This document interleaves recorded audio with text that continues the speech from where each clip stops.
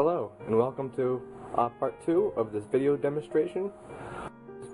In the first video to this video demonstration I told you that I would go ahead and go along and do the mane and the rest of the body of this lion so that I would get all the proper coating on before I do the process of varnishing, so I could give you better tips on the varnish.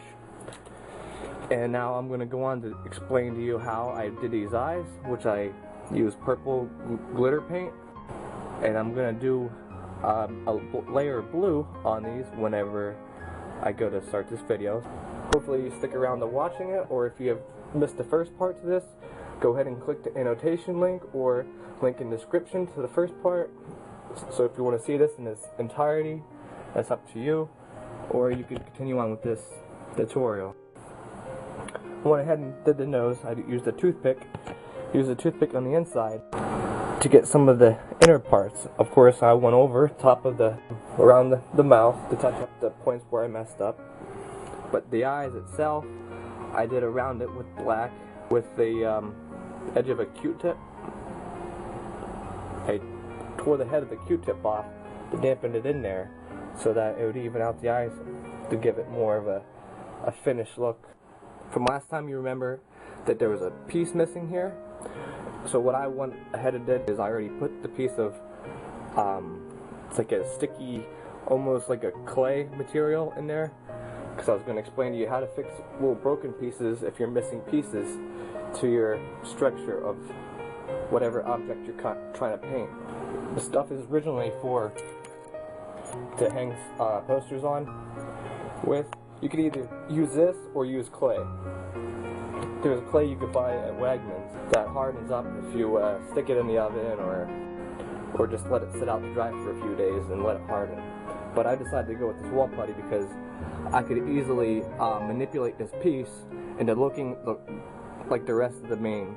When painting crevices, make sure you get in between all the shadow mark. I had to make sure I went over it 2 or 3 times. More than the normal layers, because I don't know, like some of the angle positions doesn't like to cover as good as I thought it would. Since this is like some kind of plaster material, I'm not sure like what it is, but it's hard to keep a good layer of paint on. Now that we have that bit done, I'm gonna go ahead and paint this over with the gold paint. Whenever I did these layers of gold paint on the mane, I did 4 separate layers in between one another, giving it at least a half hour to dry. Since this is such a big thing to paint, you might want to wait a full day before doing anything else for like touch-ups, so that whenever you go to paint your next layer or whatever you're going to do or whatever you're touching up, so you don't end up bringing up some of the paint, because this gold goes on very lightly. Usually I have my air conditioner on whenever I go to paint, so it makes it easier, so I could finish a section and move on and wait for the rest to dry, because they put a lot of water in the pigment of this.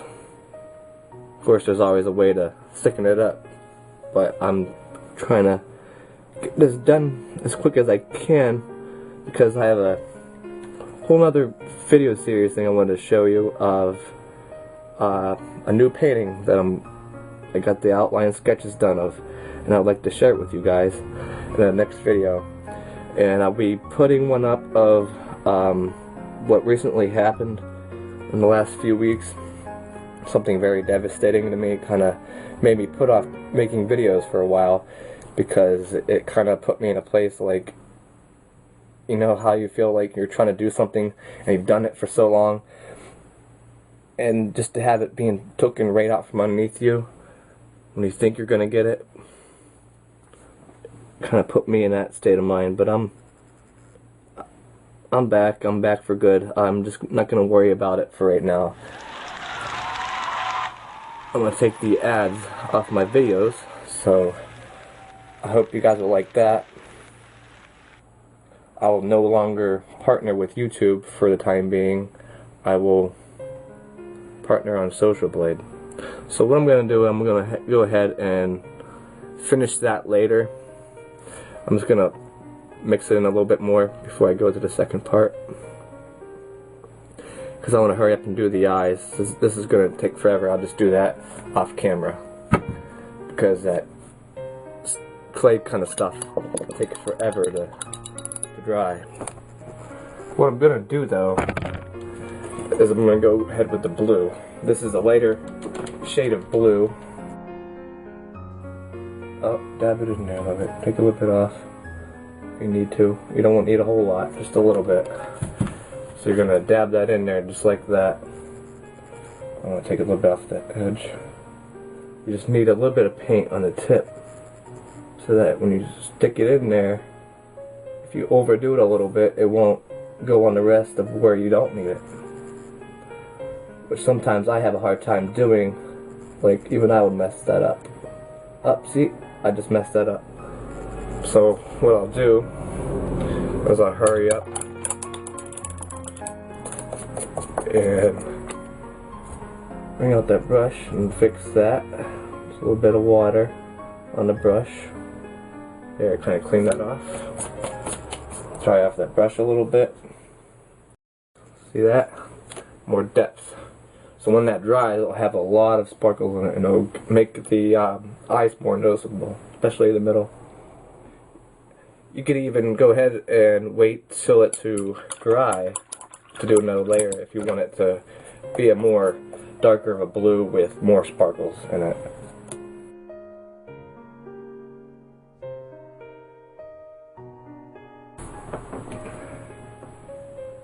Now that I got that part done, I could focus on doing the varnishing. Whenever you're putting a varnish on, you only want to put it on the whole part of the brush. Just go in a large area when you're putting the varnish on. I'm using polycrylic varnish. And if you have like a fan running, to dry this quicker, you want to make sure that you go over the spot where you put the varnish quickly, so that while it's drying, you'll get rid of all the little white spots that sometimes get in between the crevices. You don't want them white spots, because when those white spots dry, it turns into this little white goop mark. You just want enough varnish in the area to cover it, to make it look shiny. Once this dries, it will shine it up by another, what, 10-15%.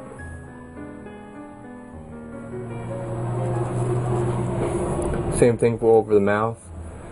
Just make sure you don't have too much in the crevices. Come over it nicely. Even spread it around somewhere else if you need it. Underneath the eyes. So once this dries, this will really bring out them eyes.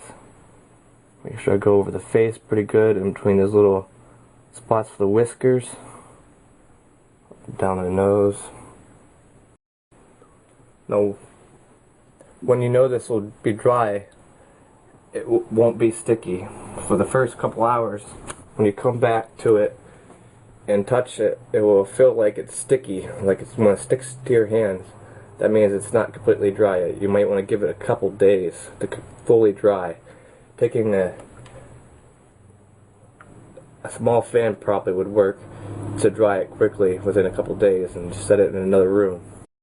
Hopefully the volume works good on this, and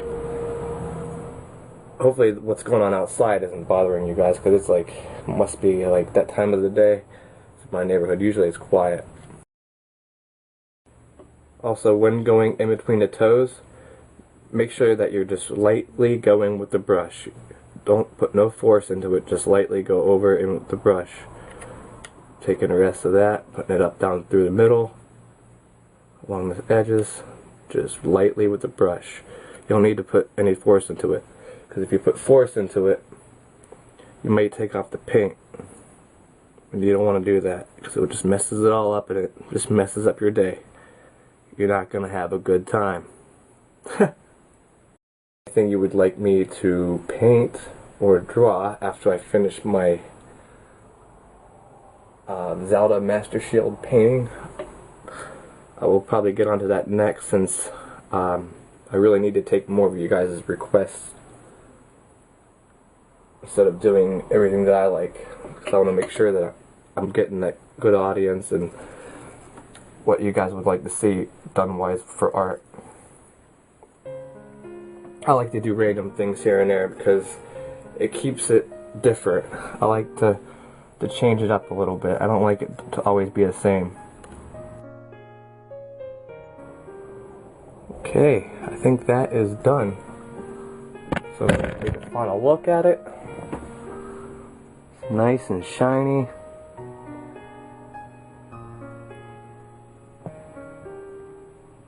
Now you just let this dry.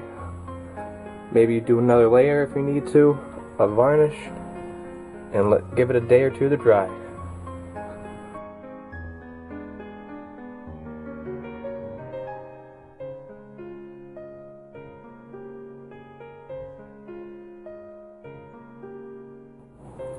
Hey, if you're still watching this video, then I just want to let you know I will do a tutorial on how I take a small scale image and make it into a large scale for a painting of the size for the Zelda Master Shield for a tutorial.